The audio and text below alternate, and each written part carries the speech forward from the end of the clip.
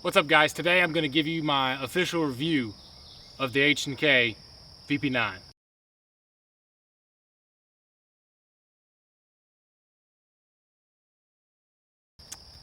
This gun is fantastic. I love this gun. I shoot really good with it, which I did not think I was hoping I was going to, but you don't know for sure until you shoot. The grip, again, I'm always going to praise this grip. If your hand is comfortable when you're shooting, then I just feel like you're going to shoot well. You're going to shoot very well if you have a very comfortable grip on the gun. At least that is the case with me. With this grip, I installed the smallest back strap on here.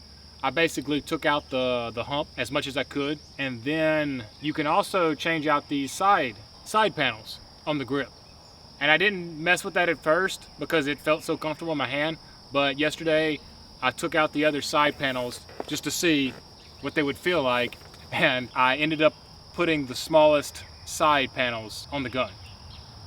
So now the side panels match essentially what the back strap is. The smallest one and the smallest one there on the side. So it was out of the medium and the smalls. They were really close, but in the end, I put the smallest ones on because they felt the best. You know, these little tabs on the back right here, these polymer tabs, I like it. I like them a lot, you know. And you got the choice to take them off if you don't like them. I'm the type that if I have a little bit of extra to pull it back, I don't use them every time, but if I'm just being slow and stuff like that and I just want to rack the slide a different way, I do that sometimes. Sometimes I just rack a slide a different way just because I'm trying to experiment with other things that I'm not as comfortable with. I mean, normally if I'm going to do it, I'm going to go overhand and pull back like that almost every time. But sometimes I just like to be different and do it a different kind of way. The sights are fine. I probably prefer the blacked out rear because with these sights, everything is 3-dot. I find that I find the sight picture a little bit faster when there's only 1 dot to contend with instead of 3. Okay, as far as the trigger is concerned on the HK, as of right now, I'm not totally in love with it. It's supposed to be one of the better things about the HK, but it's very different in the sense that the take-up is very easy. I just don't like how easy the take-up is before the wall comes. On the Glock, it got me grabbing. I'm grabbing for the ears, like on the HK now with the Glock. But on the Glock, the take-up is very tight, you know? Like there's tension. There's tension on the take-up of the Glock, okay? And there's not a lot of tension on the take-up, okay? So it comes back really easily, and then you hit your wall. I don't have no problem with the wall is fine, but it's just that take-up that I don't like because, okay, apparently I have really strong fingers.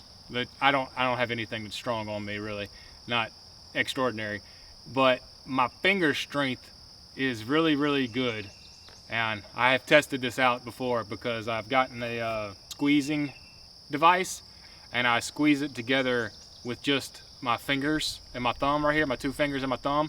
I can squeeze it down all the way, and I've gotten the same squeezing device and I've had other people do it, like big bodybuilder type of dudes. Probably made 50 or so people do this test, and there's been like 2 people that's been able to do it.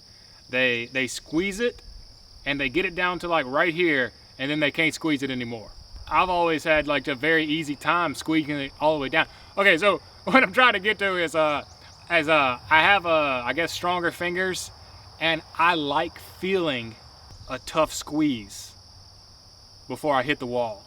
With the HK, it doesn't come out the box with a tough squeeze. You know, it's very easy. And the problem with that is, maybe I would get used to it if I practice with it a lot, which I intend to do. But right now, I did a little test the other day, maybe you'll see it in the other video. I squeezed off as many rounds as I could, as fast as I could with the HK, and then I did the same thing with the Glock, and even though the poundage, the trigger poundage is the same on both of them, or close to it, I feel like it's still lighter on the H&K.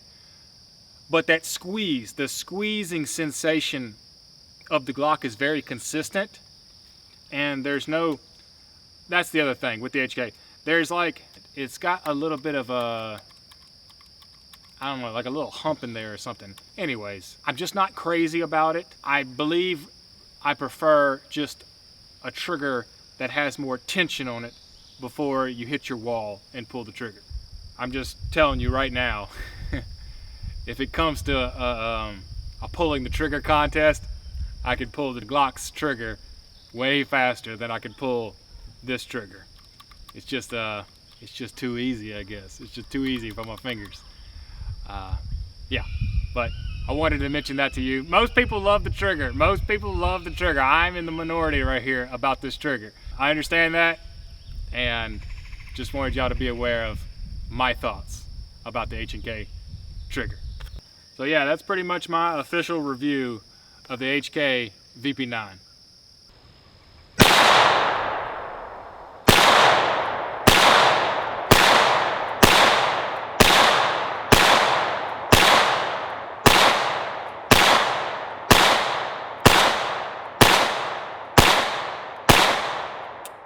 Yeah, I mean, come on.